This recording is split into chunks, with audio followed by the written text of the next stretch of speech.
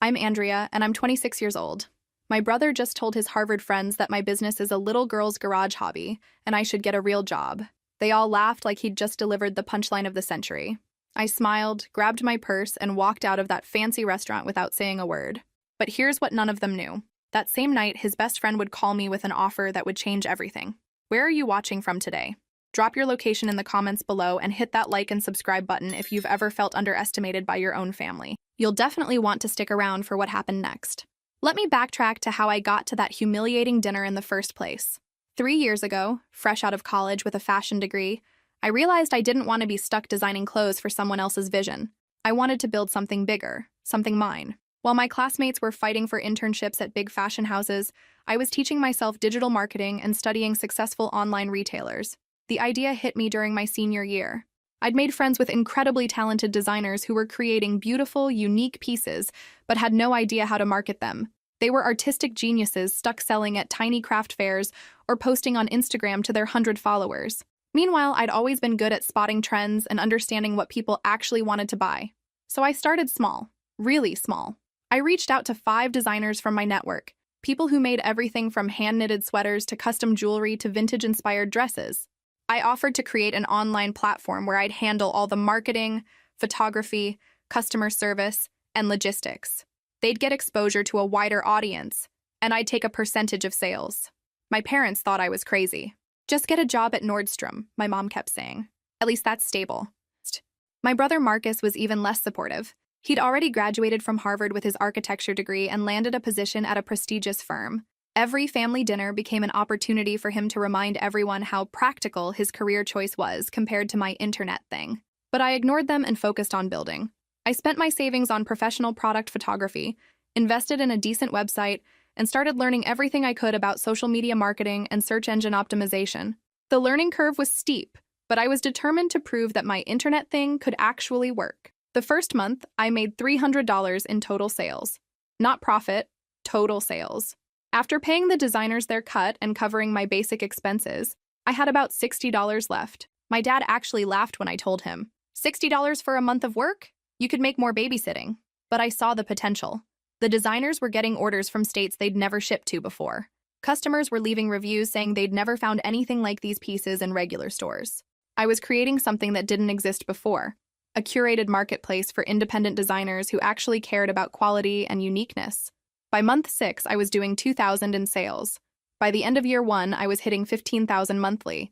The designers were thriving, some of them quitting their day jobs to focus on their craft full-time. And I was finally starting to see my vision come to life. Year 2 was when everything really took off. I'd built relationships with 30 designers across the country, developed a reputation for finding emerging talent before anyone else, and somehow convinced a few minor influencers to showcase our pieces.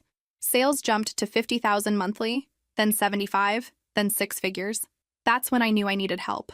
I rented a small office space, nothing fancy, just enough room for inventory management and a proper photography setup. I hired my first employee, Sarah, to handle customer service, and then Jake to help with logistics. Both of them were fresh graduates like me, hungry and willing to learn. The growth felt almost surreal. Established brands started reaching out, wanting to be featured alongside our independent designers. We weren't just a little craft marketplace anymore.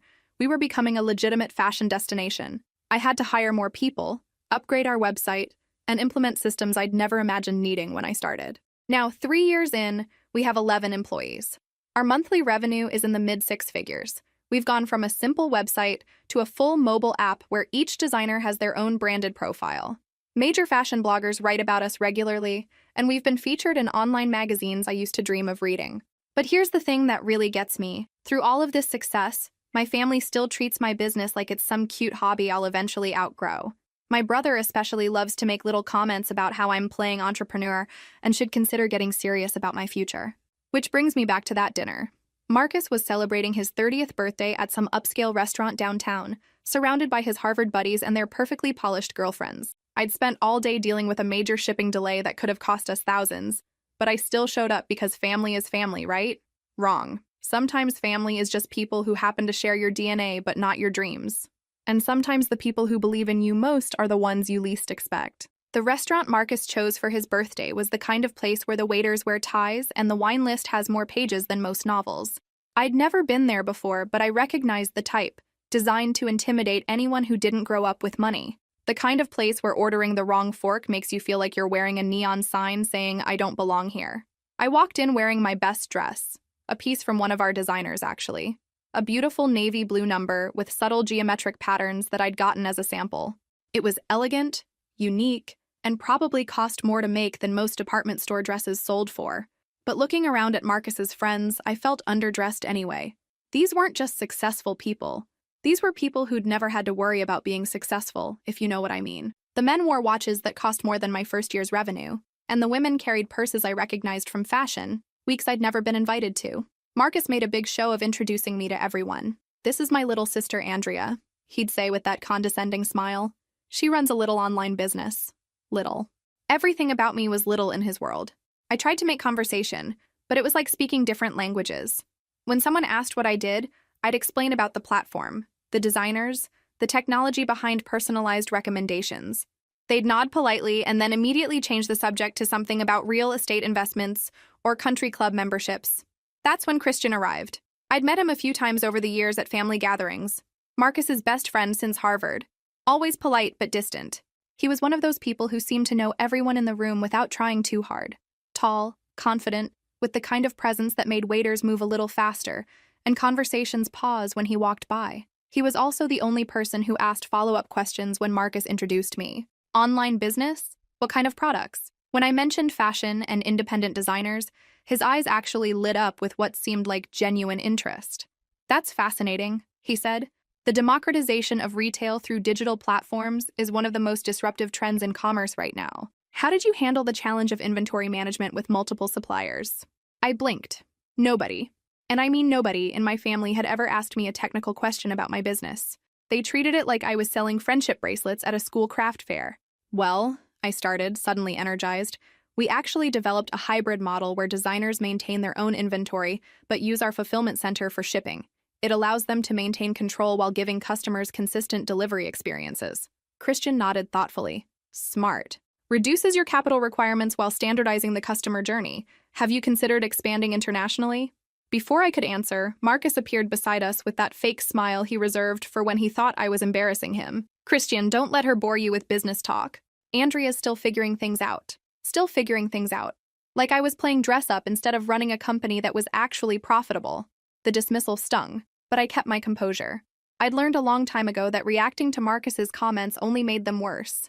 The dinner progressed predictably. Stories about Harvard connections, discussions of vacation homes, complaints about how hard it was to find good help these days. I listened, smiled when appropriate, and counted the minutes until I could politely escape. That's when the conversation turned to business aspirations. One of Marcus's friends was talking about expanding his father's law practice. Another was launching a consulting firm with family money backing him. The women discussed charity board positions and interior design projects. "What about you, Andrea?" asked Christian's date, a stunning blonde named Victoria. "Any big plans for your little shop?" There it was again. Little shop. I took a breath and decided to be honest. "Actually, I'm hoping to expand into physical retail. The online platform has been successful enough that I think we're ready for brick-and-mortar locations. It would allow customers to experience the pieces in person and give our designers a physical presence." The table went quiet for a moment. Then Marcus laughed. Not a happy laugh, but the kind that made my stomach clench. "Andrea," he said loudly enough for nearby tables to hear, "your garage business is never going to grow that big. It's a cute little hobby, but you should really think about getting a real job before you get too old to be hireable." The words hit like a slap, not just because of what he said, but because of how he said it. With such casual cruelty, such complete dismissal of everything I'd built. His friends chuckled like he'd made a clever joke. Victoria covered her mouth to hide her smile. I felt my face flush hot, but I forced myself to smile. "You might be right," I said evenly, though my voice sounded strange in my own ears. "Thanks for the advice." I excused myself to the bathroom, where I stared at my reflection and took slow, deep breaths. 3 years of building something real, something valuable, and my own brother reduced it to a garage hobby in front of people I'd never see again. When I returned to the table, the conversation had moved on to golf handicaps. I sat quietly through dessert, made appropriate small talk, and waited for my moment to leave. "I should head out," I announced as the waiter brought the check. "Early morning tomorrow." "Of course," Marcus said without looking up from his phone. "Drive safely." No hug goodbye, no thanks for coming, Just dismissal, like I was staff leaving after clearing the dishes. I walked to my car in the restaurant parking lot, my heels clicking against the asphalt. The night air was cool, and I stood by my car for a moment, looking back at the restaurant windows glowing warm against the darkness. Inside, my brother was probably telling his friends some story about his naive little sister who thought she could build a business from her laptop. They'd laugh, order another round of drinks, and never think about me again.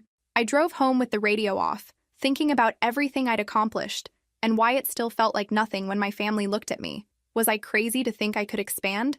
Was Marcus right that I should quit while I was ahead? By the time I pulled into my driveway, I'd made a decision. I wasn't going to let one humiliating dinner derail 3 years of progress. I had customers who loved what we offered, designers who depended on the platform, employees who believed in our vision. I was building something real, whether my family understood it or not. That night, I couldn't sleep. I kept replaying Marcus's words over and over, hearing the laughter of his friends echoing in my head. Garage business, little hobby, real job. Each phrase felt like a weight pressing down on my chest. I grabbed my laptop and opened our analytics dashboard, something I'd been doing lately whenever self-doubt crept in. Numbers didn't lie, and the numbers told a different story than the one Marcus shared at dinner. Revenue, up 43% from last quarter. Customer retention, 87%. Designer satisfaction scores, averaging 4.8 out of 5. Order volume, increasing steadily month over month. These weren't hobby numbers. These were real business metrics that most established companies would envy. I scrolled through recent customer reviews.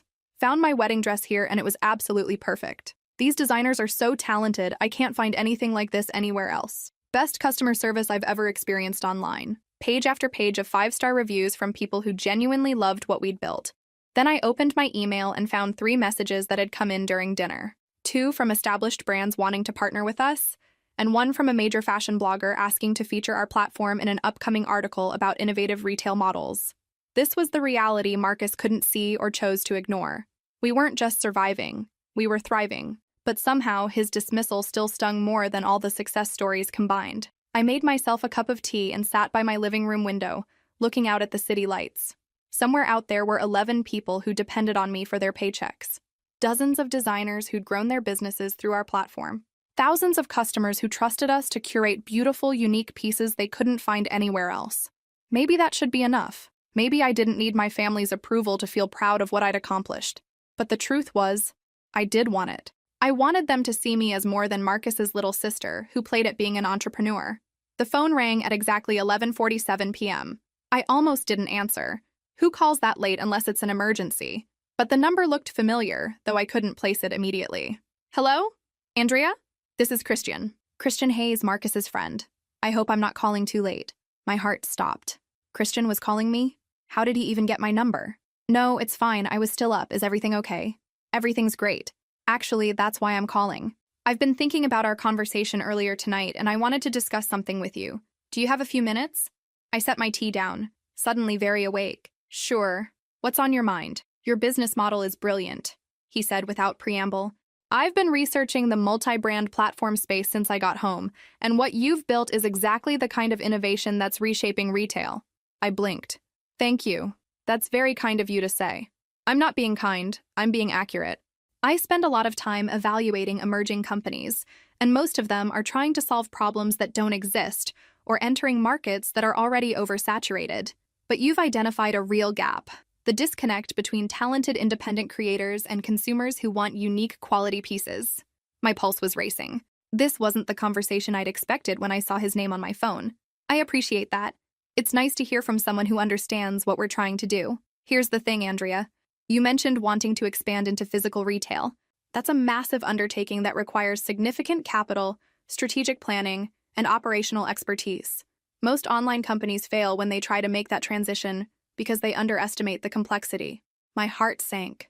Here it comes, I thought. The polite explanation of why my expansion dreams were unrealistic. Just like Marcus said, but delivered more diplomatically. However, Christian continued, with the right backing and guidance, I think you could not only succeed but dominate that space. The question is whether you're serious about scaling this into something truly transformational. I found my voice. I'm very serious. This isn't a hobby for me, it's my life's work. Good, because I'd like to propose a partnership. I'm prepared to invest $50 million to help you build the infrastructure for physical retail locations, expand your technology platform, and scale your operations nationally. The world tilted sideways. $50 million? Had I heard that correctly?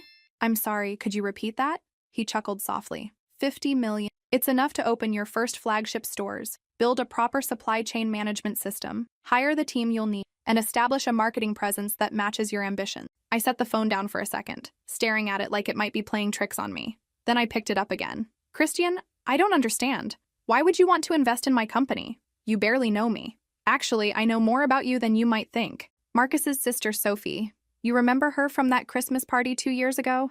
She's been showing me your platform for months. She's obsessed with it, constantly ordering from your designers. When she found out I'd be at Marcus's dinner tonight, she specifically asked me to talk to you about the business. Sophie, Marcus's youngest sister, who I'd always liked but rarely saw. She'd been buying from us. I didn't realize she was a customer, I said weakly. One of your best, apparently. She's the one who convinced me to take a serious look at what you've built. And what I found was exactly the kind of company my fund looks for. Innovative, profitable, scalable, and led by someone with both vision and execution skills. Your fund, of course. I'd known Christian came from money, but I'd never thought about what he actually did for work. What kind of fund? I asked. We specialize in retail innovation and digital transformation. I've backed successful expansions for 12 companies in the past 5 years, including 3 that went from online only to major brick-and-mortar presence. I know what works and what doesn't. I was quiet for a long moment, trying to process everything he'd said. An hour ago, I'd been questioning whether my business was even real. Now someone was offering to invest more money than I'd ever imagined having access to. This is incredible, I finally said. But I have to ask, does Marcus know you're calling me?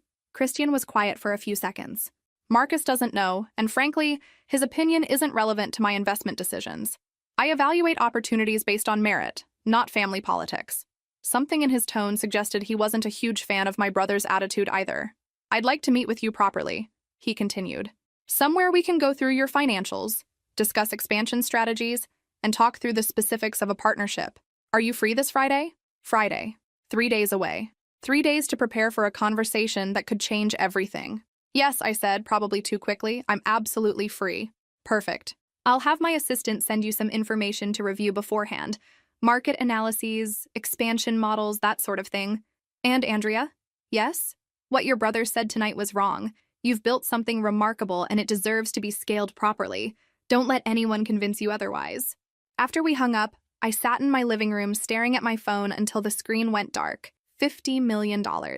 National expansion. Physical stores.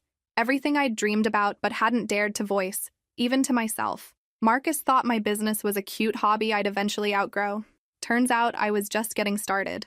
Have you ever had someone completely underestimate you, only to have life prove them spectacularly wrong?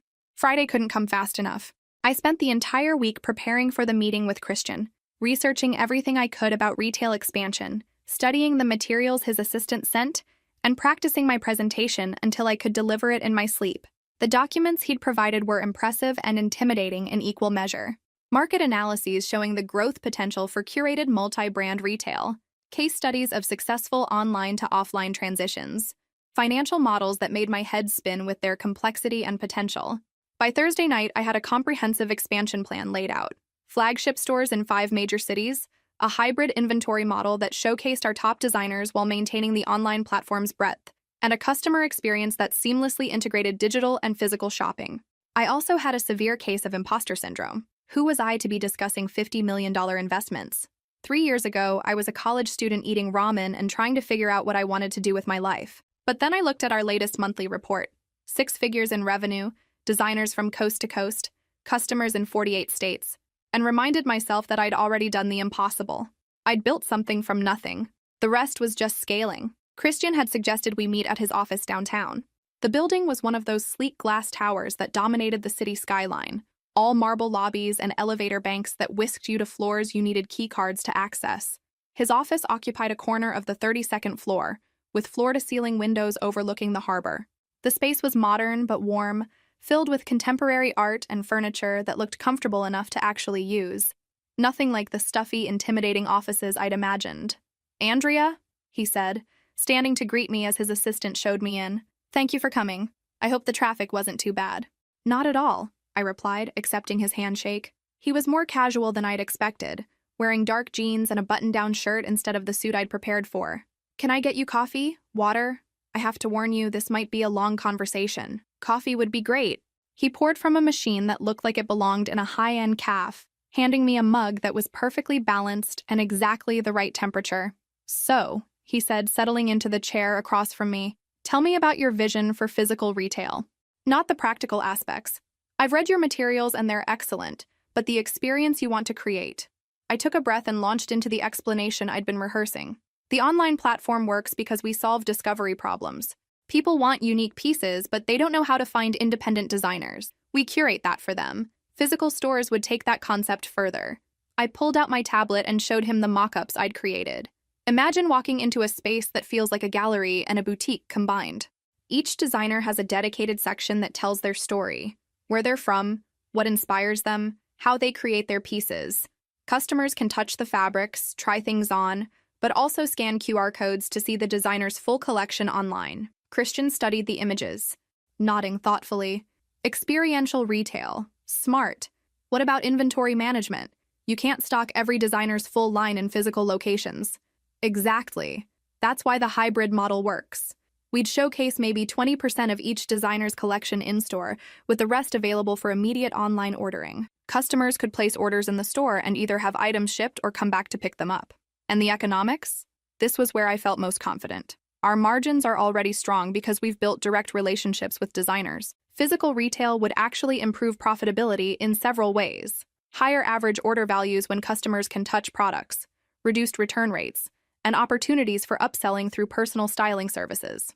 For the next 2 hours, we dove deep into every aspect of the expansion plan. Christian asked questions I hadn't thought of, pointed out challenges I'd overlooked, and suggested solutions I never would have considered.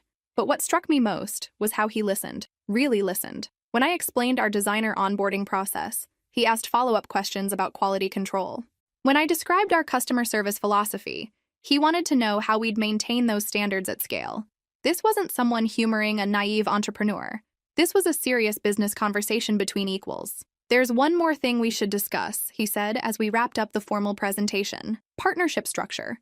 I'm not interested in being a silent investor who writes checks and disappears. I want to be actively involved in strategic decisions, especially around real estate operations and scaling technology." My stomach fluttered. "What does that mean practically?" "It means we'd be partners in the truest sense. You'd maintain majority ownership and operational control. This is your vision and your company. But I'd want a seat at the table for major decisions and the ability to contribute expertise where it's most valuable." I studied his face, trying to read his intentions. "And if we disagree on something important?" He smiled. "Then we argue about it until we find a solution we both believe in. I've learned that the best business relationships are built on productive conflict, not polite agreement." Something about his directness put me at ease. I'd been expecting corporate doublespeak and hidden agendas, but Christian seemed refreshingly straightforward. "I have to ask," I said. "Why me? Why this company? You could invest in established businesses with proven track records."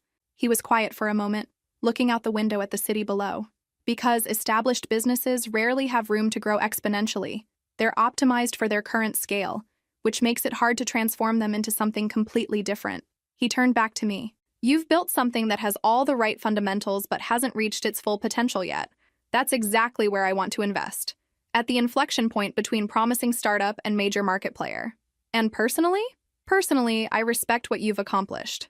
Building a profitable business from scratch while being dismissed by everyone around you takes a special kind of determination. I invest in people as much as ideas, and you've proven you can execute under pressure." The meeting ended with homework assignments for both of us. He'd prepare term sheets and partnership documents for me review. I'd work on detailed financial projections and location analyses for our first 3 stores. As I waited for the elevator, I felt like I was floating. 6 hours ago, expanding into physical retail had been a distant dream. Now it was becoming a concrete plan with specific timelines and budgets. My phone buzzed with a text from Marcus. "How was your week? Haven't heard from you since my birthday." I stared at the message for a long moment, then deleted it without responding. Some conversations could wait until I had something interesting to tell him. And based on how this meeting had gone, that conversation was going to be very interesting indeed. The next few weeks flew by in a blur of due diligence meetings, financial projections, and late-night phone calls with Christian's legal team. Every day brought new documents to review, new questions to answer, and new aspects of the business I'd never had to think about before. Christian wasn't kidding about being an active partner. He had opinions about everything: our technology platform, our hiring strategy, our marketing approach, even our office layout. At first, I found it overwhelming. I'd been making every decision myself for 3 years, and suddenly I had someone questioning choices I'd never thought to question. But his input was invaluable. When I showed him our plans for the first flagship store in Boston, he immediately identified issues I'd missed. "You're underestimating foot traffic patterns," he said, marking up the floor plan with a red pen. "This layout assumes customers will browse methodically, but retail behavior is much more chaotic." He was right. I'd been thinking like an online retailer, where customers followed logical paths from category to category. Physical retail required understanding how people actually moved through space, how their attention shifted, how impulse purchases happened. "Have you spent time observing successful boutiques?" he asked during one of our planning sessions. "Some," I admitted, "but mostly I've been focused on the business model. We need to fix that. Tomorrow we're going shopping." The next day, Christian picked me up at 8 in the morning, armed with coffee and a list of stores he wanted me to see. Not just fashion retailers, but any business that created exceptional customer experiences. Our first stop was a high-end bookstore that had somehow survived the digital revolution by becoming more than just a place to buy books. They hosted author events, served excellent coffee, and created cozy reading nooks that made people want to linger. "Watch how people move," Christian murmured as we browsed the fiction section. "See how they pick up books, flip through pages, set them down and come back? That's exactly the kind of engagement you want with clothing." Next was a jewelry boutique where every piece was displayed like a work of art. The owner, a woman named Elena, spent 20 minutes explaining the story behind a necklace to a customer who wasn't even planning to buy anything. But by the end of the conversation, the customer was trying it on and asking about matching earrings. "Storytelling," Christian noted as we left. "People don't just buy products. They buy narratives. Your designers have incredible stories. We need to make sure those stories are front and center in the retail experience." By the end of the day, I had pages of notes and a completely different understanding of what we were trying to build. It wasn't just about selling clothes. It was about creating a space where customers could discover something special, connect with the creators behind the pieces, and feel part of a community that valued craftsmanship and originality. Meanwhile, my own team was adjusting to the rapid changes. Sarah, who'd been handling customer service since our early days, was promoted to operations manager. Jake took over logistics and inventory. We hired 3 new people to handle the increased volume and started looking for additional office space. The growth was exciting but also nerve-wracking.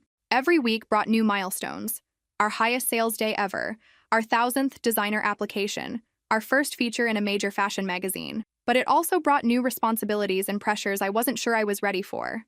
"Imposter syndrome," Christian said when I confessed my anxiety during one of our weekly check-ins. "It's completely normal when you're scaling this quickly. The key is to remember that you've already proven you can handle more than you think you can." He was right, but it didn't make the feeling go away. Sometimes I'd wake up at 3 in the morning, convinced I was about to make a massive mistake that would destroy everything I'd built.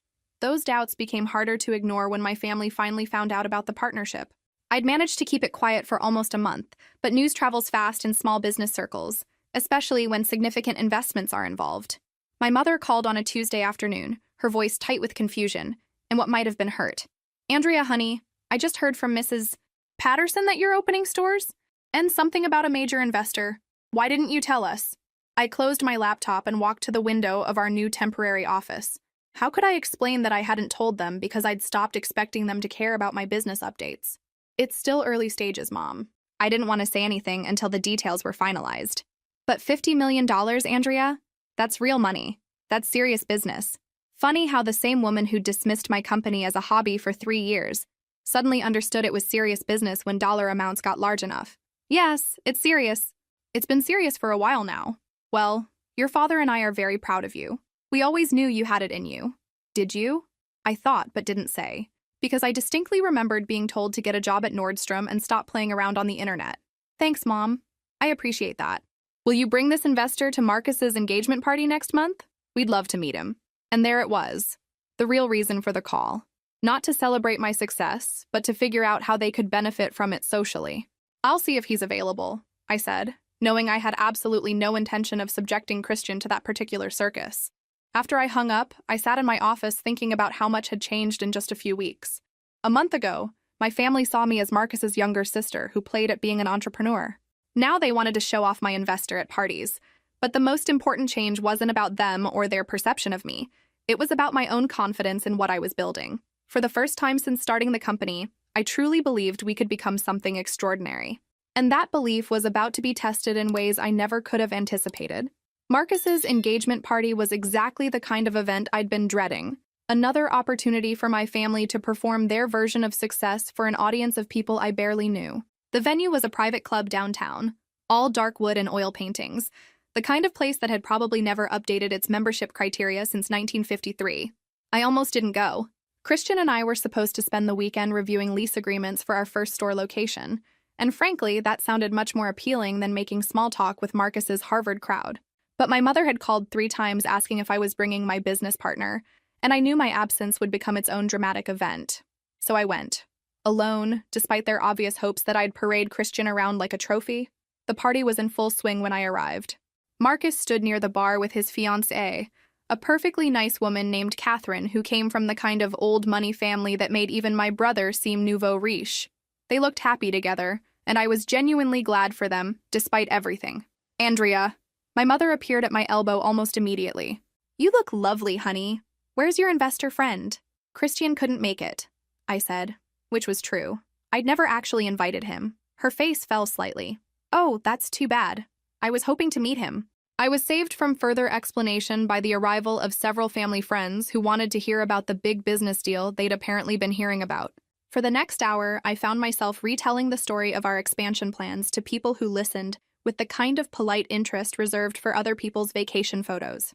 The conversations followed a predictable pattern. Someone would ask about the investment, I'd give a brief explanation of our retail expansion plans, they'd make impressed noises, and then immediately change the subject to something more comfortable like real estate or golf handicaps. It was exhausting, honestly. These were the same people who'd been hearing about my little internet business for 3 years without showing the slightest interest. Now that money was involved, serious money, suddenly everyone wanted details. I was getting a drink at the bar when Christian appeared beside me. Whiskey neat? He told the bartender, then turned to me with a slight smile. Hope you don't mind the surprise visit. I finished the lease reviews early and thought I'd stop by. My heart did a small flip. He'd actually come. How did you know where to find me? Your mother may have mentioned the address when I called the office looking for you. She seemed very excited about the possibility of meeting me. I laughed despite myself. I'm sure she was. Fair warning, you're about to become the most interesting person at this party. Looking forward to it, he said, though his expression suggested otherwise. We were making our way through the crowd when Marcus spotted us. His face lit up with the kind of enthusiasm I rarely saw directed at me. Christian, you made it! He practically rushed over, abandoning his conversation mid-sentence. Catherine, this is Christian Hayes, the one I told you about, the investor working with Andrea. Catherine smiled politely and extended her hand. It's wonderful to meet you. Marcus speaks about you often. Congratulations on your engagement, Christian replied smoothly. Marcus is a lucky man. I watched the interaction with growing unease. Marcus was performing his version of the gracious host, but there was something possessive about how he positioned himself between Christian and me, as if he were the intermediary in our business relationship. We should get you both some food, Marcus said, guiding us toward the buffet. And I want to introduce Christian to some people. Dad will definitely want to meet you. He's always interested in hearing about successful investment strategies. Before I could object, Marcus was steering Christian toward a group of his father's friends, leaving me standing by the shrimp cocktail feeling oddly excluded from my own business partnership. I watched from across the room as Marcus held court, explaining to anyone who would listen how he'd connected his sister with his old friend from Harvard. The story grew more elaborate with each telling, until it sounded like Marcus had orchestrated the entire investment as a favor to me. Interesting family dynamics, said a voice beside me. I turned to find Catherine, holding 2 glasses of wine and offering me one. That's one way to put it. I accepted the wine gratefully. Marcus talks about you a lot, you know. He's very proud of your success. I nearly choked on my wine. Is he? That's not exactly the impression I get. Catherine studied my face carefully. Brothers can be complicated, especially when their little sisters surpass their expectations. There was something knowing in her tone that made me look at her more closely. Surpass expectations? Marcus has been following your company's progress more closely than you probably realize. He shows me your press coverage, brags about your revenue numbers to his friends. I think your success intimidates him a bit. This was news to me. He called my business a garage hobby at his birthday dinner. Catherine winced. That sounds like Marcus when he feels threatened. He gets defensive and says things he doesn't mean. She paused. watching her fiancé charm another group of investors. He's been worried that Christian would be more impressed with your business than his architecture projects. I followed her gaze across the room, where Christian was listening politely to Marcus explain something with expansive hand gestures. Are you saying my brother is jealous?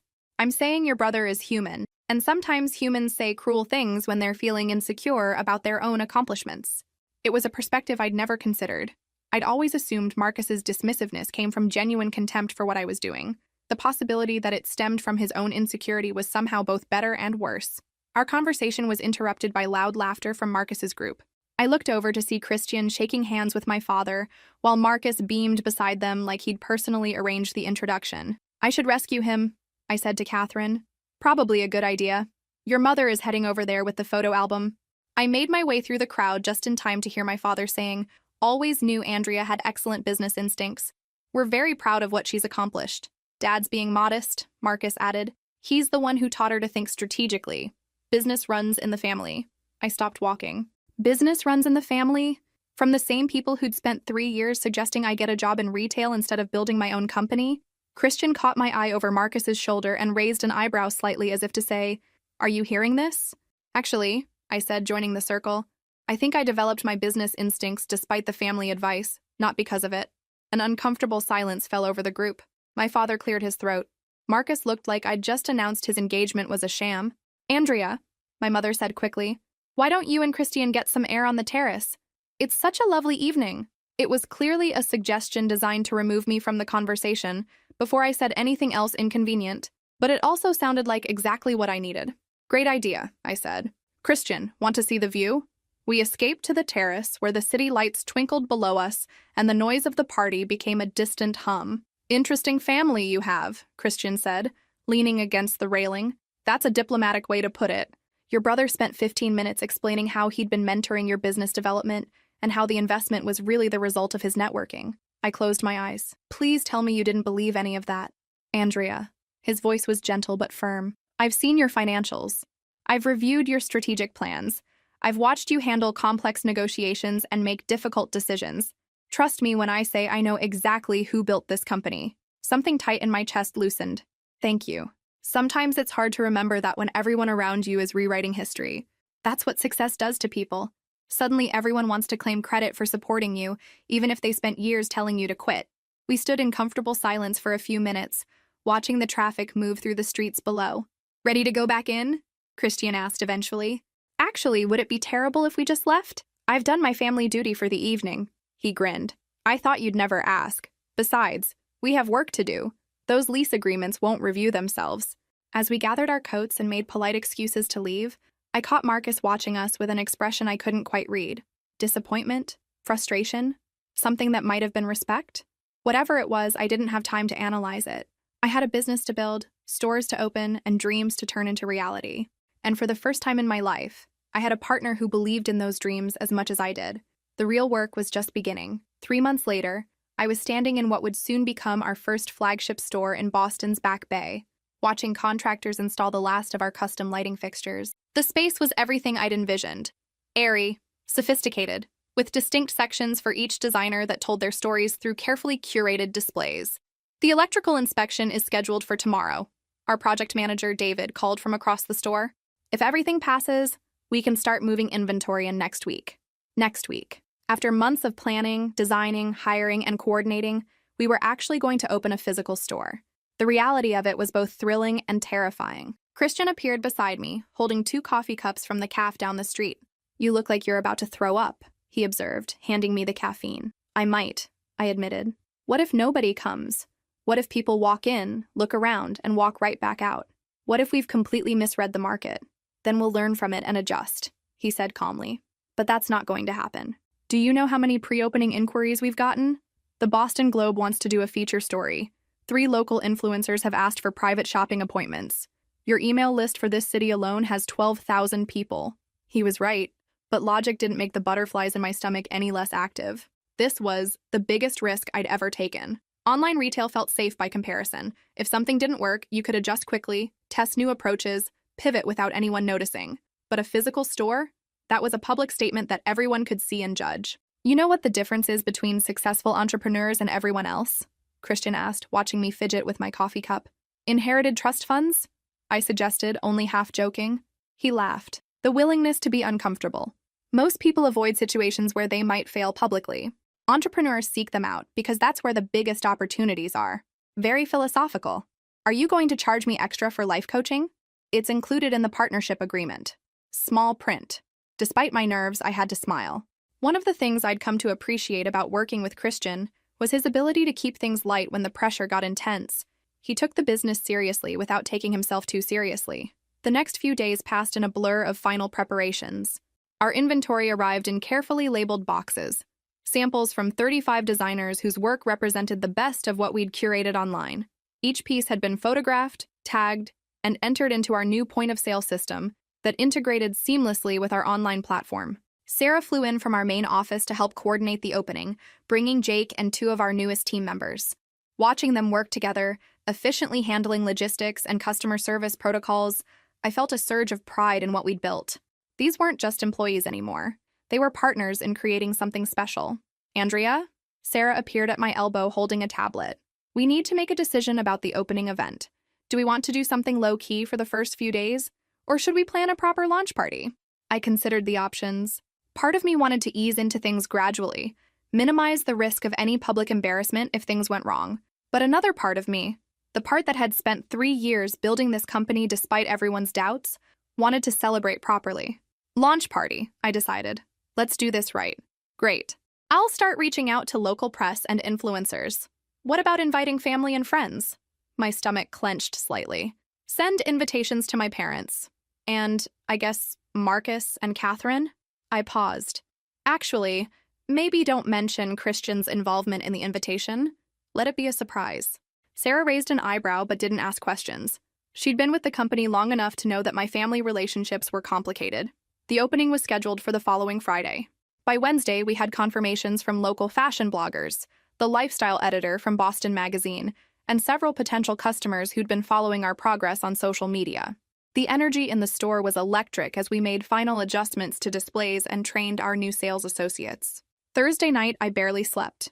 I kept running through everything that could go wrong: technology failures, inventory problems, customers hating the selection.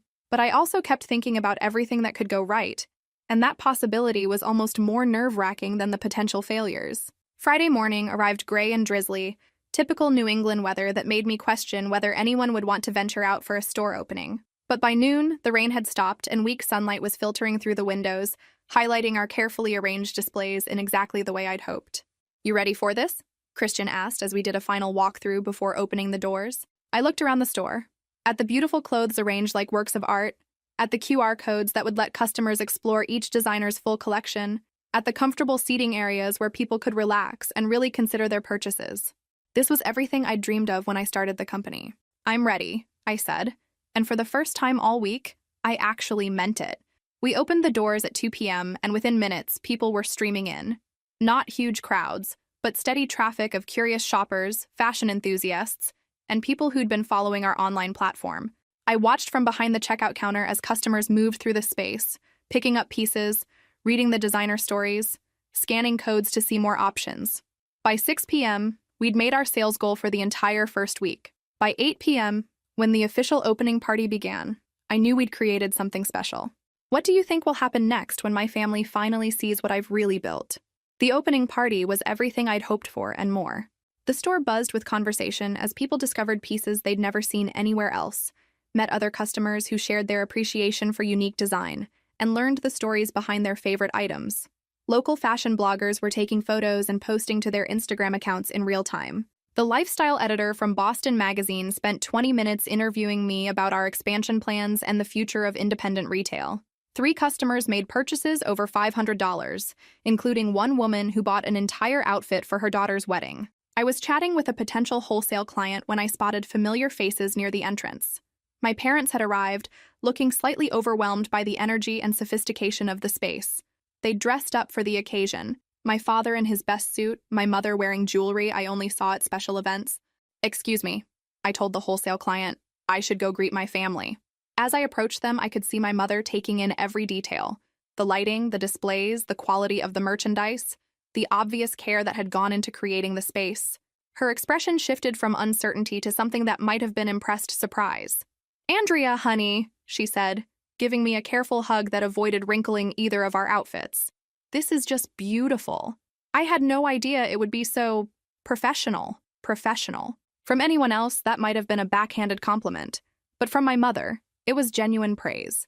She'd expected something smaller, perhaps more amateur. Instead, she was seeing a sophisticated retail environment that could compete with any boutique in the city. "Thank you for coming," I said.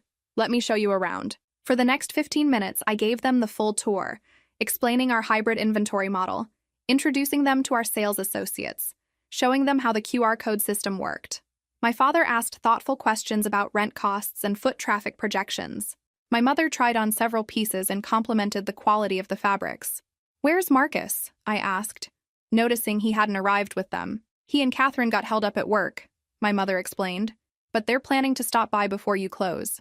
I felt a small twist of anxiety. The evening had been going so well. Successful sales, positive press coverage, enthusiastic customers. Having Marcus show up when everything was obviously thriving felt like tempting fate. But I pushed the worry aside and focused on enjoying the moment. This was my night, my success. My vision finally realized in physical form. Around 9 p.m., as the official party was winding down, Sarah approached me with excited news. "Andrea, you need to see this. We just got an email from a major retailer asking about licensing our curation model for their online platform. And 3 more cities have reached out about hosting pop-up events." "Pop-up events?" "Temporary stores in their markets while we're planning permanent locations. Boston, Portland, and Austin all want to bring our designers to their customers." I stared at the email on her tablet. This was beyond anything we'd projected for the first month, let alone the first day. "There's more," Sarah continued. "The mobile app downloads have tripled since this morning. People are taking photos of items in the store and then ordering different colors or sizes through the app. The integration is working exactly like you hoped." The mobile app had been Christian's idea, a way to seamlessly connect the physical and digital shopping experiences. Customers could scan any item in the store to see the full collection, read reviews, check sizing information, and place orders for immediate shipping or store pickup. "Show me the numbers," I said. Sarah pulled up our real-time analytics. App downloads, online sales, email signups, social media mentions. Every metric was spiking dramatically. The physical store wasn't just successful on its own. It was driving growth across our entire platform. "This is incredible," I breathed, watching the numbers update in real time. "It gets better. That fashion blogger with 200,000 followers just posted about us, and her story is already getting reshared by bigger accounts. We might want to consider increasing our inventory orders for next week." I looked around the store, which was still busy despite the late hour. Customers were lingering, trying things on, chatting with our associates about styling options. This wasn't just shopping. It was an experience people wanted to have. "Andrea," I turned to find Marcus and Catherine approaching, both looking slightly windblown and apologetic. "Sorry we're so late," Catherine said, kissing my cheek. "Marcus got stuck in a client meeting that ran forever." Marcus was looking around the store with an expression I couldn't quite read. Surprise, certainly. Maybe a hint of something that could have been pride. Or possibly calculation. "This is really something, sis," he said after a moment. "Much bigger than I expected." Much bigger than he expected. Not congratulations or "I'm proud of you," but acknowledgement that his expectations had been wrong. "Thank you," I said evenly. "Let me show you around." As we walked through the store, I could see Marcus taking mental notes. The customer demographics, the price points, the obvious success of the opening. Catherine asked genuine questions about the designers and seemed impressed by the storytelling aspect of our displays. "So this Christian guy," Marcus said as we paused near the jewelry section, "he's been pretty hands-on with the development? Very hands-on. He's been instrumental in making this possible. Where is he tonight? I'd love to thank him for taking such good care of my little sister." The phrase "taking care of" made my jaw clench slightly, but I kept my voice neutral. "He's here somewhere. Probably talking to the press." "Great. I'll find him before we leave." As if summoned by our conversation, Christian appeared from the back of the store, carrying a bottle of champagne and wearing the kind of satisfied smile that comes from watching a plan work exactly as intended. "Andrea," he said, "we need to celebrate. Sales numbers are through the roof, the press coverage is fantastic, and I just got off the phone with investors who want to discuss additional funding for faster expansion." "Additional funding?" Marcus's voice was sharp with sudden interest. "Marcus, this is Christian Hayes," I said, watching my brother's expression carefully. Christian, my brother Marcus, and his fiancée Catherine. Marcus? Christian extended his hand warmly. I've heard so much about you. Andrea talks about her family often. I definitely did not talk about my family often, but Christian was being diplomatically polite. Likewise, Marcus replied, though his handshake seemed a bit too firm. I understand you've been quite involved in Andrea's expansion plans. It's been a privilege to partner with her. Andrea's built something truly innovative here. Partner, Marcus repeated thoughtfully. That's interesting. I didn't realize you were so formally involved. There was something in his tone that made me nervous, but before I could redirect the conversation, Catherine jumped in with questions about our expansion timeline, and the moment passed. The evening ended with champagne toasts, final customer purchases, and promises from the press to feature us in upcoming articles. As we locked up the store for the night, I felt exhausted but triumphant. We'd done it. We'd successfully translated our online success into physical retail, and the response had exceeded every optimistic projection. But watching Marcus's face during his conversation with Christian, I had a feeling the real test was just beginning. The weeks following our Boston opening were a whirlwind of success that left me feeling like I was living someone else's life. Sales continued to exceed projections, the mobile app climbed the charts in the shopping category, and media coverage brought us attention from customers and competitors alike. But the real game changer came 6 weeks after opening, when Christian walked into our main office with news that would transform everything we'd built. I just got off a call with the team in Dubai, he said, settling into the chair across from my desk. They want to accelerate the expansion timeline. Accelerate how? Instead of opening stores one at a time over the next 2 years, they're proposing we launch in 5 cities simultaneously within the next 6 months. I set down my coffee, trying to process what he'd just said. 5 cities? That's not acceleration, I don't even know what that is. It's aggressive, he agreed, but the market response has been so strong that they think waiting is actually riskier than moving fast. The opportunity window won't stay open forever. He pulled out his tablet and showed me market analyses for our target cities: Chicago, Austin, Seattle, Portland, and Washington, D.C. Each location had strong demographics for our customer base, established fashion scenes, and retail spaces that could work with our design concept. The logistics alone would be insane, I said, scrolling through the projections. Hiring teams in 5 cities, coordinating inventory, training staff, challenging but manageable. We'd need to bring in specialized help, a retail operations expert, probably a regional marketing coordinator, but your systems are solid enough to support rapid scaling. I studied the numbers more carefully. The projected revenue was staggering. If successful, we'd go from a single-store startup to a major regional retailer essentially overnight. But the risk was proportional to the opportunity. What does your team in Dubai think about the mobile app performance? Christian's eyes lit up. That's actually the most exciting part. They want to spin the app into a standalone platform that other retailers can license. Think about it. Any boutique or department store could use our curation algorithms and designer network to enhance their own offerings. The implications were enormous. Instead of just being a retailer, we could become the technology infrastructure that powered personalized fashion discovery for an entire industry. How fast are we talking about implementation? Proof of concept in 3 months, beta testing with select partners in 6 months, full platform launch within a year. I leaned back in my chair, feeling overwhelmed and exhilarated in equal measure. A year ago, I'd been proud to hit 6-figure monthly revenue. Now we were discussing technology licensing deals that could generate 8-figure annual contracts. There's one more thing, Christian said, and something in his tone made me look up sharply. This kind of expansion would require a larger investment round. My Dubai partners want to bring in additional funding sources. How much larger? Another 120 million. I blinked. Million with an M. Million with an M. It would give us the capital to execute the aggressive expansion timeline and fund the technology platform development simultaneously. And what would that mean for ownership structure? You'd still maintain majority control. That's non-negotiable from my perspective.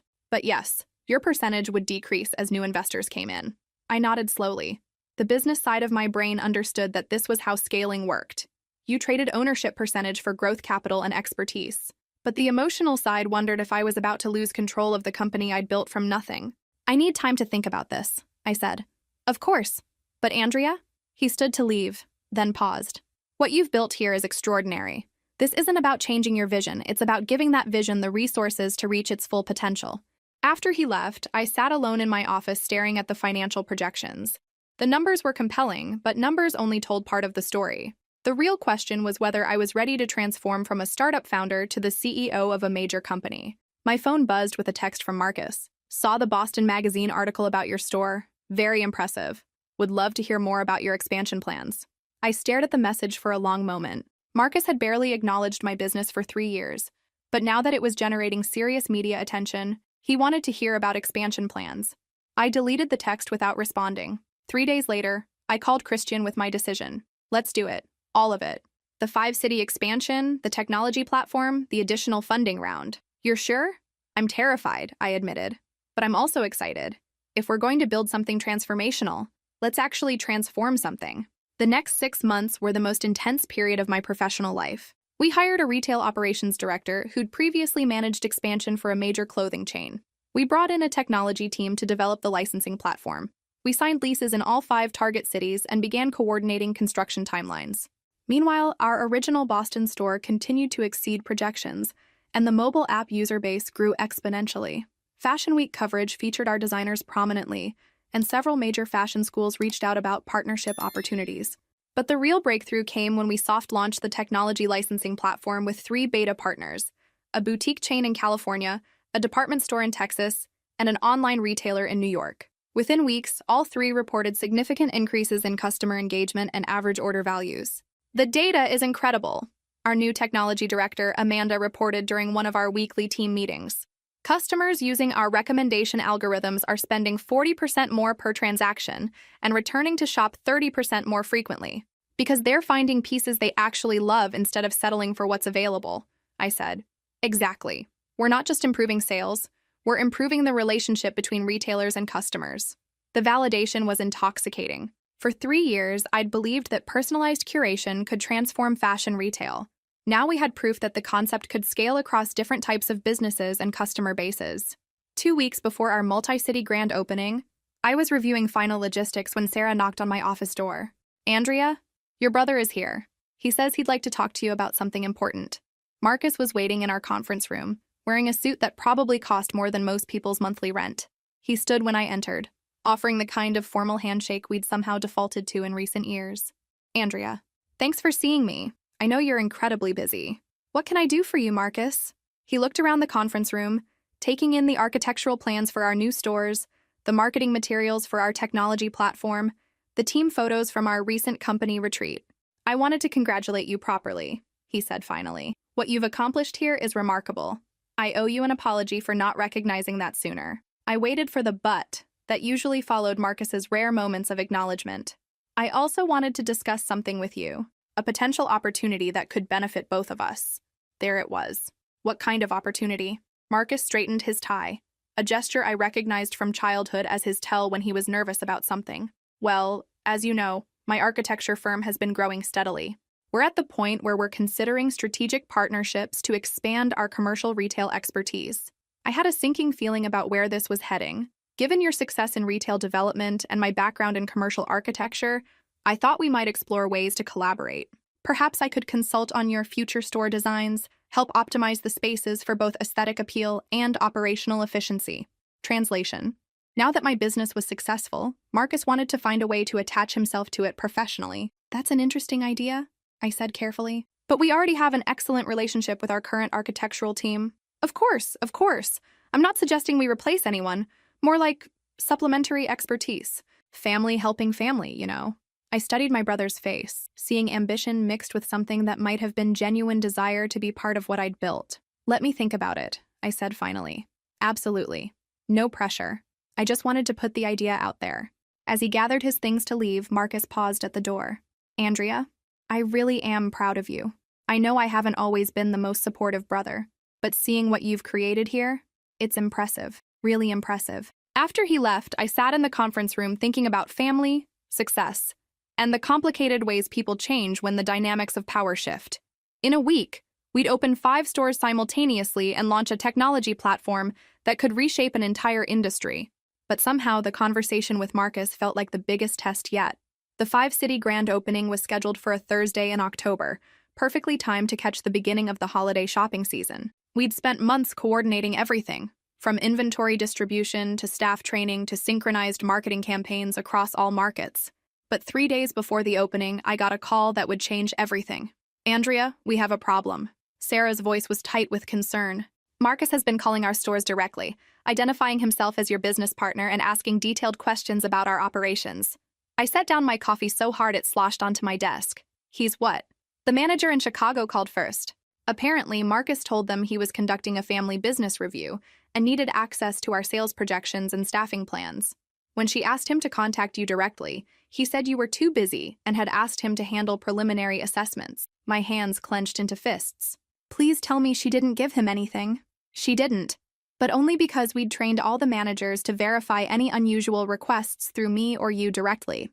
The Austin manager got a similar call yesterday, and Portland this morning." I closed my eyes, feeling a familiar mixture of anger and disappointment.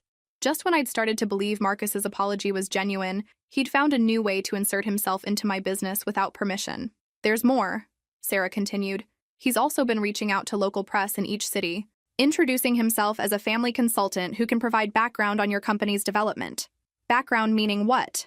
According to the reporter in Seattle who called to fact-check, Marcus told them he'd been instrumental in connecting you with your initial investors and helping develop your expansion strategy. I stood up and walked to my office window, looking down at the street where people were going about their normal lives, unaware that I was currently dealing with a family crisis that could derail months of careful planning. "Sarah, send a message to all store managers immediately. Any calls from Marcus Davies should be directed to me personally. No information about operations, sales, or anything else gets shared without my explicit approval." Already done. "But Andrea, what if he shows up at the openings? He could cause problems with customers or press if he starts claiming credit for things he didn't do." That was exactly what I was afraid of. The grand openings were major media events. Fashion Week publications were sending photographers, local news stations were planning coverage, and several fashion influencers were attending as special guests. If Marcus decided to position himself as some kind of family business advisor, it could confuse the narrative and undermine the story of what we'd actually built. "Let me handle Marcus," I said. "You focus on making sure everything else is perfect for Thursday." After we hung up, I sat at my desk trying to decide how to approach this. Part of me wanted to call Marcus immediately and shut down whatever he was planning, but another part of me wondered if there was a way to handle this that wouldn't create a bigger family drama. My phone buzzed with a text from Christian. "Can you meet for coffee? Something we need to discuss before the openings." 20 minutes later, we were sitting in a quiet cafe near our office, both looking more serious than usual. "I assume this is about Marcus," I said without preamble. Christian nodded grimly. "My assistant got a call this morning from someone claiming to represent your family's business interests. They wanted to schedule a meeting to discuss ongoing consulting arrangements." "Let me guess, Marcus." He didn't identify himself directly, but the caller mentioned being your brother and having extensive experience in commercial architecture. Said he was exploring ways to formalize his advisory role with the company. I rubbed my temples, feeling a headache building. Advisory role? He has no advisory role. That's what I told my assistant to communicate. But Andrea, this kind of confusion could be problematic if it continues. Investors and partners need to be clear about who has authority to speak for the company. He was right, of course. In the startup world, unclear authority structures were red flags that could scare away funding or create legal complications. What do you think I should do? Honestly, confront him directly. Set clear boundaries about what he can and cannot do regarding the business. If he pushes back, we might need to involve legal counsel to send a cease and desist letter. The idea of taking legal action against my own brother felt surreal, but I could see how we might end up there if his interference continued. "I'll talk to him," I decided. Today, I called Marcus from the cafe, asking if he could meet me for dinner that evening. He sounded pleased to hear from me, which made what I had to do even more unpleasant. We met at a restaurant halfway between our offices, neutral territory where neither of us would feel like we had the advantage. Marcus arrived first and was already seated when I walked in, scrolling through what looked like business emails on his phone. "Andrea, perfect timing. I was just reviewing some preliminary thoughts about store layout optimization. I had some fascinating insights after visiting your Boston location again last week." I sat down across from him, declining the wine menu the waiter offered. This needed to be a clear-headed conversation. "Marcus, we need to talk about the calls you've been making to our stores." His expression shifted slightly, the enthusiasm dimming. I was wondering when that would come up." "You were wondering?" "Marcus, you've been impersonating a business partner and requesting confidential operational information. That's not acceptable." "Impersonating is a strong word. I was trying to help, conducting informal assessments to see if there were areas where my expertise could be valuable, without asking me first. Without any authorization from the company. How is that helping?" Marcus set down his water glass, his jaw tightening in a way I recognized from childhood arguments. Andrea, I'm your brother. I have a legitimate interest in understanding how the family business is performing. Family business? I kept my voice level, but it took effort. Marcus, this isn't a family business. This is my company, which I built with my own vision and my own work, with significant outside investment from my friend. Your friend, who you had nothing to do with connecting me to professionally. Christian sought me out because of what I'd already built, not because of any introduction or recommendation from you. Marcus's face flushed slightly. That's not entirely accurate. Christian has known about your work for months because of Sophie's enthusiasm, yes, but he also knew that getting involved would mean dealing with family dynamics. My relationship with him provided a level of comfort about the personal aspects of the investment. I stared at my brother, wondering if he actually believed what he was saying, or if he was just committed to rewriting history until it cast him in a more favorable light. Even if that were true, which it isn't, it wouldn't give you the right to interfere with business operations or speak to the press about my company. Interfere? Andrea, I was trying to support you. The retail expansion is complex, and having family involved in oversight could provide stability that outside investors would appreciate. Marcus! I leaned forward, making sure he was looking directly at me. I need you to stop. No more calls to our stores. No more conversations with reporters. No more unauthorized investigations into our operations. This needs to end now. He was quiet for a long moment, studying my face with an expression I couldn't quite read. And if I don't agree to those limitations, then I'll have our legal team send you a formal cease and desist letter, and any future communication will go through lawyers. The threat hung in the air between us. Marcus looked genuinely surprised, as if he'd never considered that I might push back this directly. You'd really take legal action against your own brother? To protect my company and my employees? Absolutely. He nodded slowly, something shifting in his expression. I see. Well, I certainly don't want to cause problems for you. Good. Then we understand each other. We do. Congratulations on your success, Andrea. I hope the openings go well. He left cash on the table for his water and walked out without saying goodbye. I sat alone in the restaurant for a few more minutes, feeling drained but also oddly relieved. The conversation had been unpleasant, but at least the boundaries were clear now, or so I thought. 2 days later, Sarah called me at 6 a.m. with news that would test those boundaries in ways I'd never anticipated. Andrea, you need to see this. Sarah's voice was tense as she handed me her tablet. Marcus just posted this on his LinkedIn. I read the post with growing disbelief. Excited to celebrate my sister Andrea's incredible achievement with the opening of 5 new retail locations this week. It's been rewarding to provide strategic guidance during her expansion phase, and I'm proud to support innovative family enterprises that are reshaping the fashion industry. Looking forward to continued collaboration as the business grows. Family business, your retail innovation, and proud brother.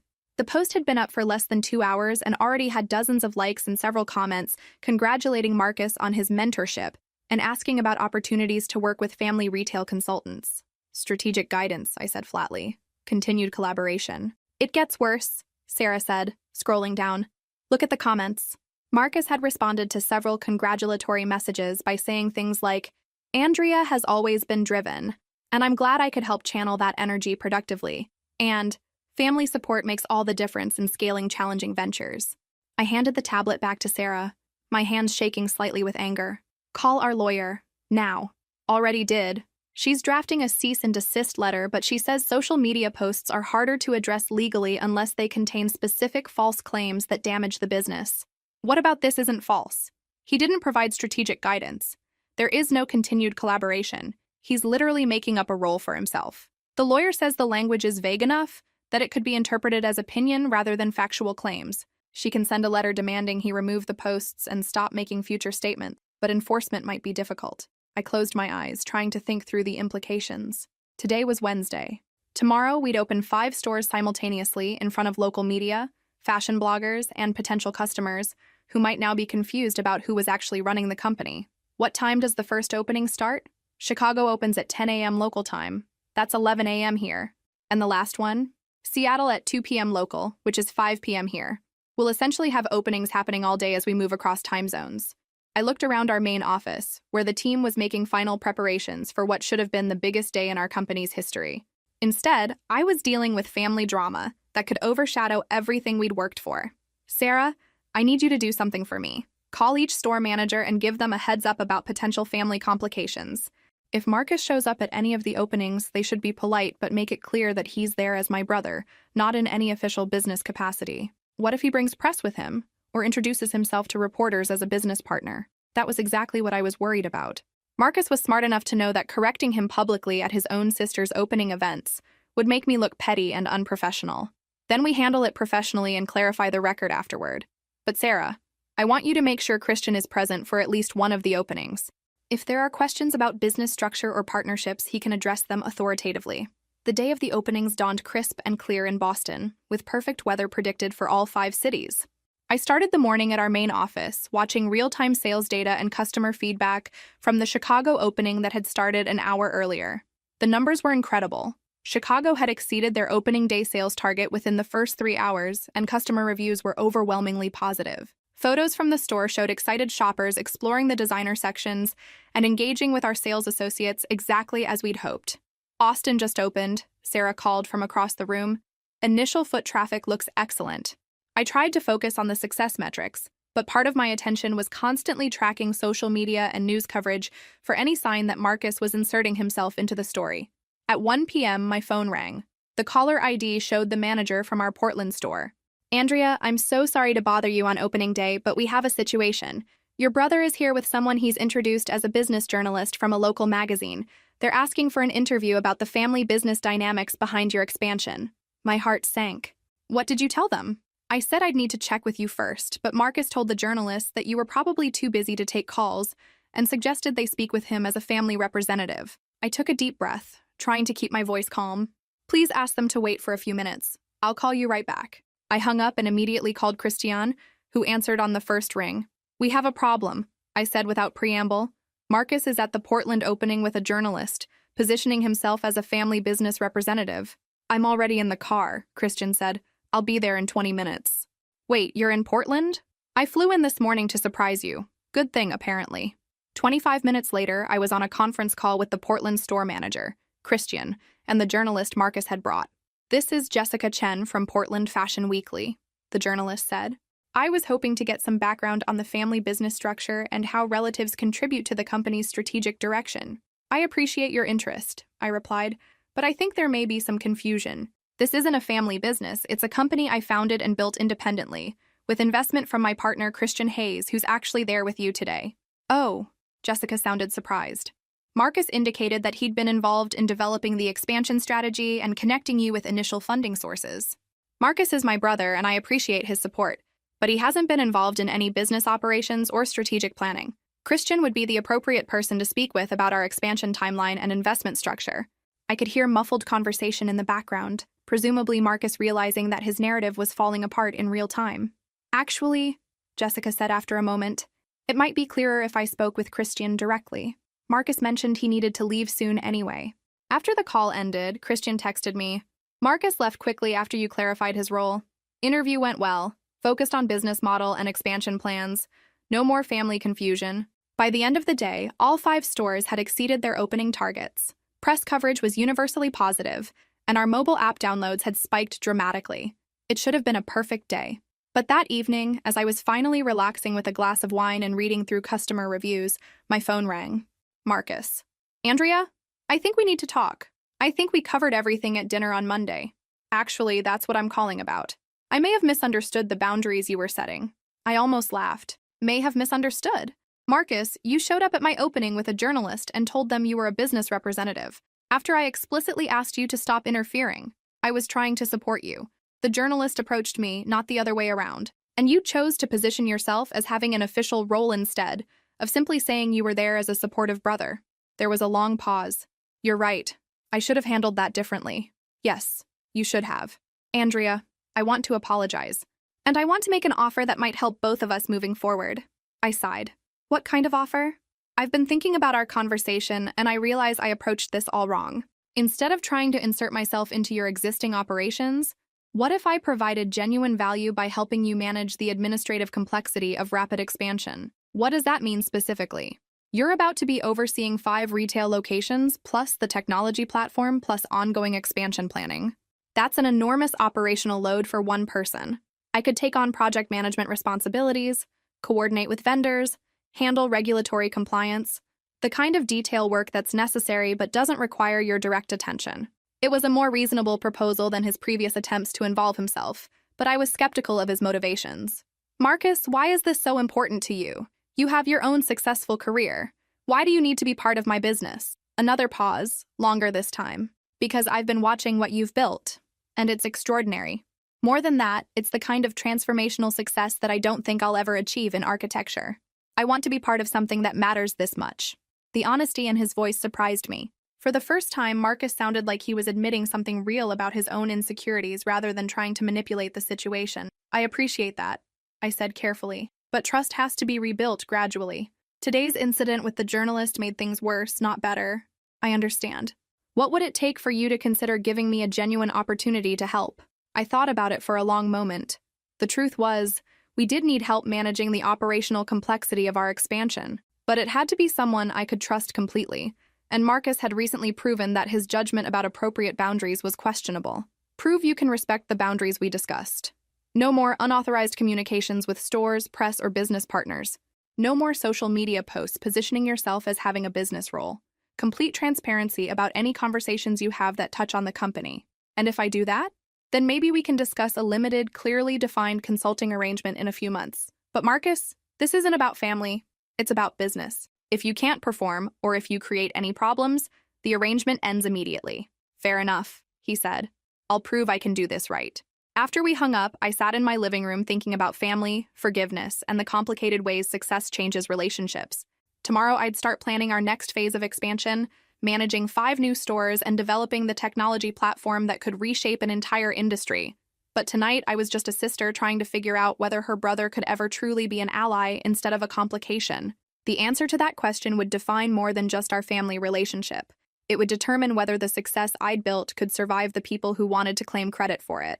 3 weeks after the 5-city opening, I was sitting in my office reviewing quarterly projections when Sarah knocked on my door with an expression that meant either very good news or very bad news. Andrea, we just got final numbers from all the stores. You're going to want to see this. She handed me a tablet displaying our consolidated sales report. I scanned the numbers once, then read them again more carefully to make sure I wasn't misunderstanding. These can't be right, I said. They're right. We've exceeded our 4th quarter projections by 43%, and it's only November. The mobile app has been downloaded over 200,000 times in the past month. And here's the really incredible part. Our customer retention rate is 91%. 91%. In retail, anything over 70 was considered excellent. But wait, there's more, Sarah continued, barely containing her excitement. 3 major department store chains have reached out about licensing our curation technology. One of them is talking about a multi-million-dollar pilot program. I set the tablet down, feeling slightly overwhelmed. How multi-million? 7 figures just for the initial licensing fee. If the pilot is successful, they're projecting annual licensing revenue in the mid-8 figures. Mid-8 figures. That was generational wealth territory. The kind of success that would make everything I'd endured from my family worth it 100 times over. There's one more thing, Sarah said, her tone shifting to something more cautious. Your brother called this morning. He asked if he could schedule a meeting to discuss strategic collaboration opportunities. I groaned inwardly. Marcus had been quiet for the past 3 weeks, respecting the boundaries we discussed. But apparently news of our success had reached him, and he was ready to make another attempt at involvement. Did he say what kind of collaboration? Something about helping manage our expansion into secondary markets and providing architectural consulting for future store locations. I considered the request. On one hand, Marcus had demonstrated that he couldn't be trusted to respect appropriate boundaries. On the other hand, we genuinely did need help managing our rapid growth, and his architectural expertise could potentially be valuable. Tell him he can come in Friday afternoon for a preliminary discussion, but make it clear that this is an exploratory conversation, not a commitment to anything. Friday arrived with the kind of dreary November weather that made our warm, well-lit stores feel especially welcoming. Marcus showed up precisely on time, carrying a leather portfolio and wearing his most professional suit. Andrea, he said, extending his hand formally, thank you for taking the time to meet with me. Of course, please sit down. We settled into the conference room where I'd laid out some of our expansion materials, architectural plans for potential store locations, demographic analyses for target markets, and preliminary budgets for our next phase of growth. I've been following your progress, Marcus began, and I have to say, what you've accomplished in the past few months is remarkable. The simultaneous opening success, the technology platform development, the customer retention numbers, it's genuinely impressive. Thank you. Sarah mentioned you had some ideas about collaboration. Marcus opened his portfolio and pulled out several documents. I've been researching secondary markets where your brand could thrive. Cities like Nashville, Denver, and Phoenix have the right demographics and retail environments, but they also have specific architectural considerations that could impact store performance. He showed me detailed analyses of potential locations in each city, including foot traffic patterns, parking availability, and proximity to complementary businesses. The work was thorough and professionally presented. This is good research, I admitted. But we already have a commercial real estate team handling location scouting. I know, and I'm not suggesting you replace them, but I could provide specialized expertise about optimizing layouts for your specific retail model. The way you integrate physical and digital experiences requires spatial planning that most commercial architects haven't worked with. It was a reasonable proposition, and the work he'd shown me demonstrated genuine understanding of our business model.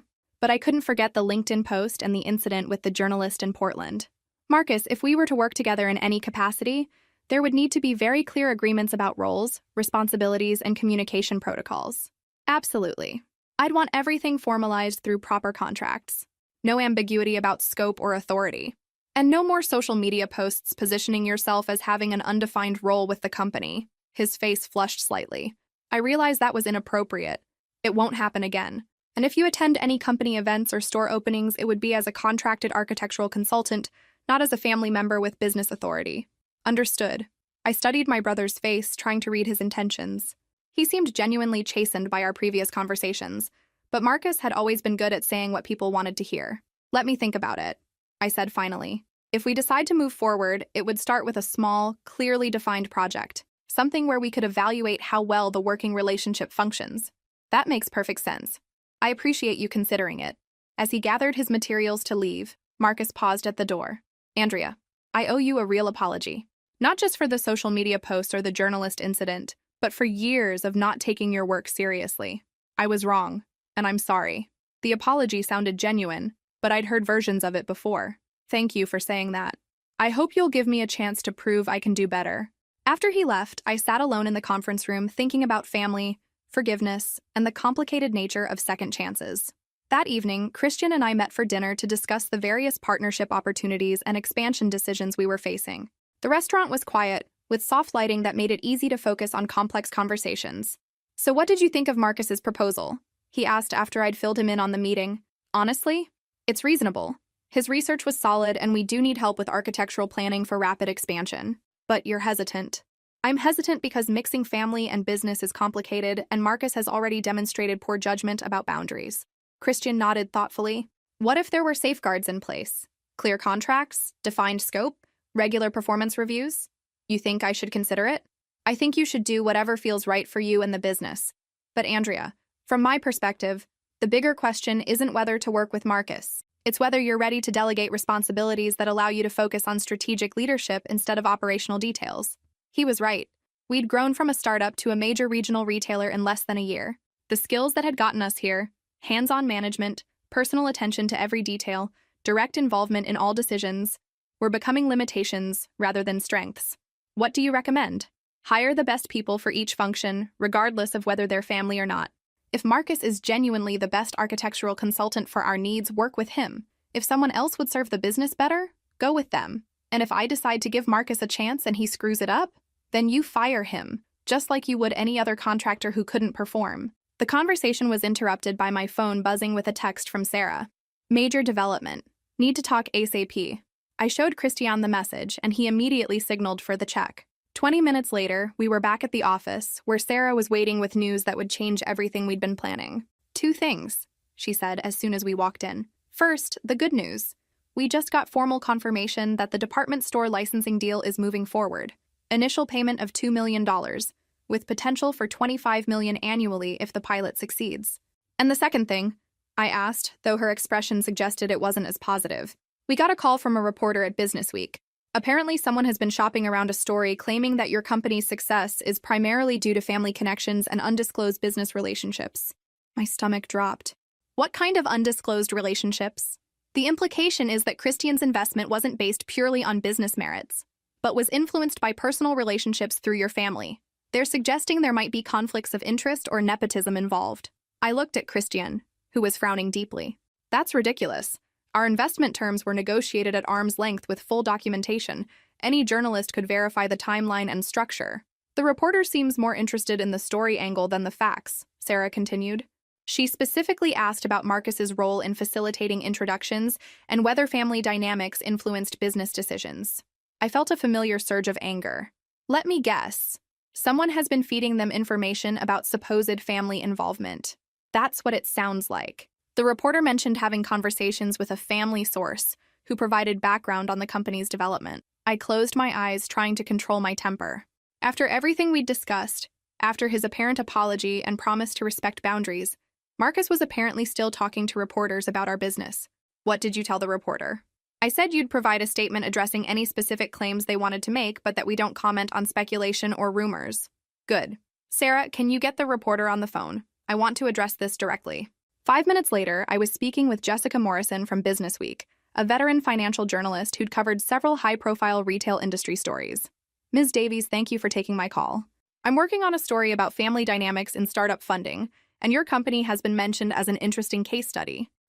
What specific aspects are you investigating? Well, there are questions about whether your funding came through family connections rather than traditional investment channels, and whether relatives have played undisclosed roles in business operations. I took a deep breath, reminding myself to stay professional despite my frustration. Ms. Morrison, I'd be happy to clarify the facts. My partnership with Christian Hayes was initiated by him after months of research into my company's performance. No family members were involved in facilitating introductions or influencing investment decisions. But your brother Marcus has described being involved in strategic planning and investor relations. My brother has no official role with the company. Any suggestions otherwise are inaccurate. He seemed quite knowledgeable about your operations when I spoke with him yesterday. Marcus had been talking to journalists yesterday, the day after our meeting where he'd promised to respect boundaries and rebuild trust. Ms. Morrison, I think there may be some confusion about sources and their actual authority to speak for the company. If you have specific questions about our business structure, funding, or operations, I'd be happy to provide official information and documentation. That would be helpful. Could you explain why family members would have detailed knowledge of business strategy if they're not officially involved? You'd have to ask them that question. From the company's perspective, we have clear governance structures and official spokespeople for all business matters. After I hung up, Christian and Sarah were both looking at me with expressions of concern. Well, Sarah asked. Marcus talked to her yesterday, after our meeting, after his apology, after promising to respect boundaries. What do you want to do? I looked around the office where we'd built something extraordinary from nothing. At the walls covered with photos from our successful store openings, customer testimonials, and press coverage celebrating our innovation, at the team of talented people who'd helped transform my vision into reality. I want to call Marcus and tell him exactly what I think of his latest betrayal. But first, I want to make sure this Business Week story doesn't damage everything we've worked for. The facts are on our side, Christian pointed out. Our investment documentation is clean, our business performance speaks for itself, and any journalist who does actual research will see that family involvement claims are unsupported.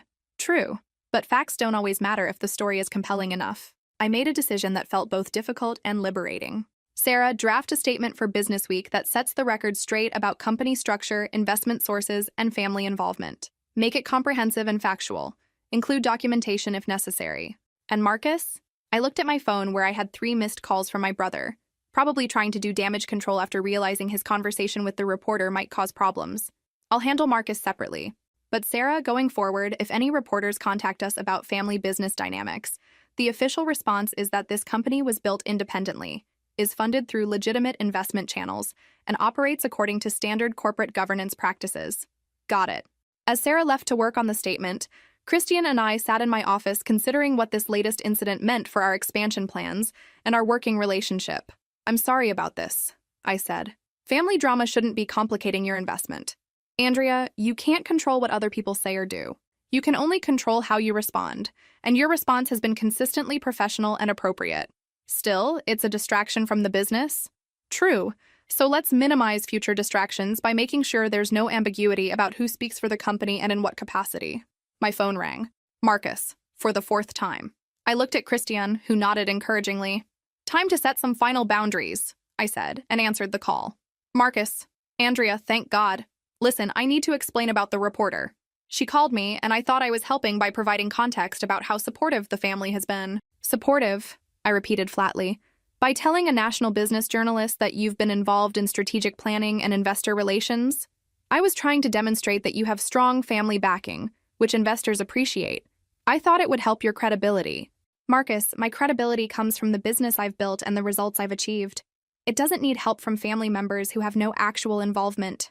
But that's what I'm trying to change. If we could formalize some kind of partnership arrangement— No, the word came out more firmly than I'd intended. Marcus, there will be no partnership arrangement. There will be no consulting contracts. There will be no further conversations about your involvement in my business. Silence on the other end of the line. You've demonstrated repeatedly that you can't respect appropriate boundaries or represent the company accurately. That makes any professional relationship impossible. Andrea, you're being unreasonable. Family should stick together, especially when there's this much success to share. Family should stick together by respecting each other's accomplishments and supporting each other's independence. That's not what you've been doing. So what, you're cutting me out permanently? I looked around my office at the evidence of everything we'd built, everything we were planning, everything that was possible when you focused on the work instead of who got credit for it. Marcus, I'm choosing to focus on the business that I built, with the team that helped me build it, and the partners who believe in what we're creating. If you can't be supportive of that without trying to insert yourself into it, then yes, I'm choosing to protect what we've built. That's your final answer? That's my final answer. After I hung up, Christian and I sat quietly for a few minutes. How do you feel? He asked. Relieved, I realized. For the first time in months, I feel completely clear about priorities. Good. Because we have some major decisions to make about the next phase of expansion, and they're going to require your full attention. He pulled out his tablet and showed me preliminary plans for what our company could become over the next 5 years. The numbers were staggering. Hundreds of stores, technology licensing deals with major retailers, potential for international expansion. This is what we could build, he said, if we stay focused on the business instead of the drama. I studied the projections, thinking about everything we'd accomplished and everything that was still possible. 3 years ago, I'd been a college graduate with a fashion degree, and an idea about connecting independent designers with customers who appreciated their work. My family had dismissed it as a hobby that I'd eventually outgrow. Now I was looking at plans to transform an entire industry, with the resources and partnerships to make it happen. And the best part? We'd done it by focusing on what mattered, building something valuable, serving customers who appreciated what we offered, and working with people who shared our vision. Everything else was just noise. I looked up at Christian, who was waiting for my response to the expansion plans. Let's do it, I said. All of it. And let's do it right. Because that's what success really looks like. Not proving people wrong, but building something so extraordinary that their opinions become irrelevant. And that's exactly what we were going to do.